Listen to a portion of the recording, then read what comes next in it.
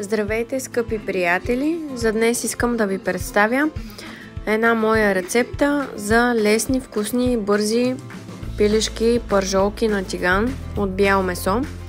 Първо си начукваме добре пържолките, гърдичките, за да поумекнат, след което подправяме с малко олио, черен пипер, куркума, сол и кимион.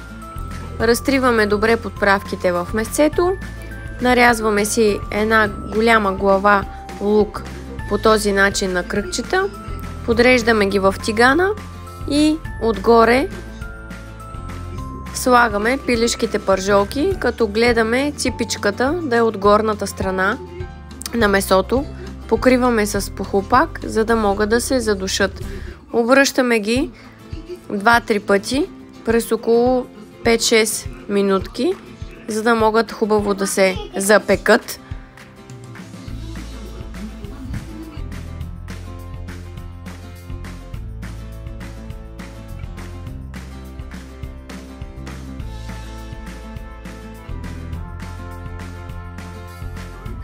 В същата мазнина добавяме лъжица и половина брашно, запържваме го добре, след което добавяме и съвсем мъничко водичка, за да можем да получим един хубав сос, с който да залеем после нашите пържолки.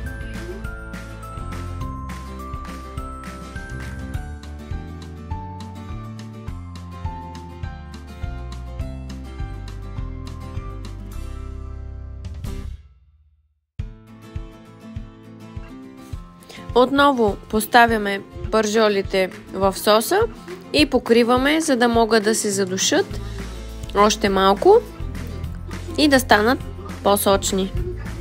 Изваждаме вече готовите пържолки, леко правим процепи, като ги нарязваме на филийки и отгоре заливаме с вече готовия сос.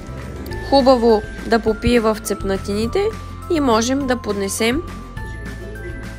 Опитайте рецептата, ако ви допада, може да се абонирате за канала. Благодаря ви за вниманието.